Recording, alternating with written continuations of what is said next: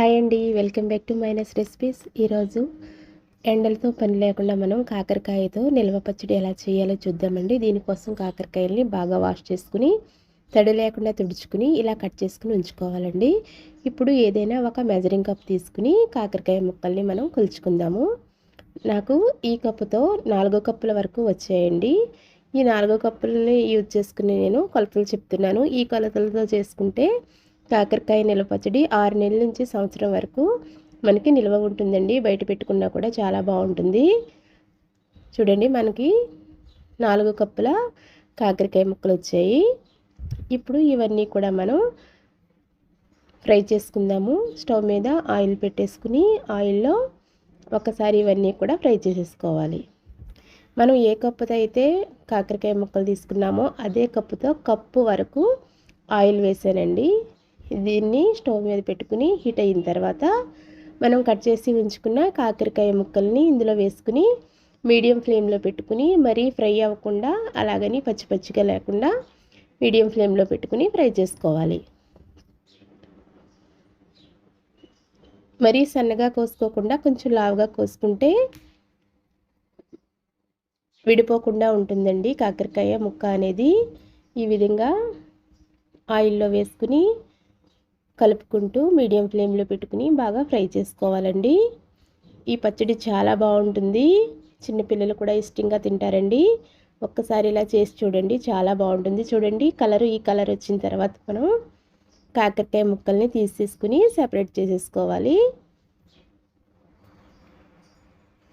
చాలా మంచి రెసిపీ అండి ఇది. ఎప్పుడు కావాలంటే అప్పుడు మనం దీన్ని తయారు చేసేసుకోవచ్చు. ఇప్పుడు ఇవి పక్కన పెట్టేసుకున్న తర్వాత అదే ఆయిల్లో పోపు పెట్టుకుని చల్లారించుకుందామండి. ఇందులో 2 స్పూన్ల పోపు దినుసులు వేసాను. ఆవాలు, జీలకర్ర, అలాగే కరివేపాకు, ఒక 4-5 ఎండుమిర్చి కూడా వేసేసుకుని స్టవ్ ఆఫ్ చేసుకుని పక్కన పెట్టేసుకోవాలండి. మీ దగ్గర ఇంగువ ఉంటే ఇంగువ వేసుకోండి. ఇంగువ ఫ్లేవర్ ఇష్టం లేని వాళ్ళు స్కిప్ చేసేయచ్చు. ఇప్పుడు ఈలోగా మనం పచ్చడి కలుపుకునేలోగా ఈ ఆయిల్ అంతా కూడా చల్లారుతుందండి. ఇప్పుడు ఇలా ఒక బౌల్ తీసుకుని ఇందులో 1 కప్పు వాటర్ పోసుకుని 1/2 కేజీ కాకరకాయలకి 100 గ్రాముల చింతపండు వేసుకోవాలండి. అలాగైతే మనకి పులుపు కరెక్ట్గా సరిపోతుంది. ఇలా వేడి నీళ్ళతో రసం తీసుకుని చింతపండుని చిక్కబడేంత వరకు కూడా స్టవ్ మీద పెట్టుకుని ఉడికించుకోవాలండి.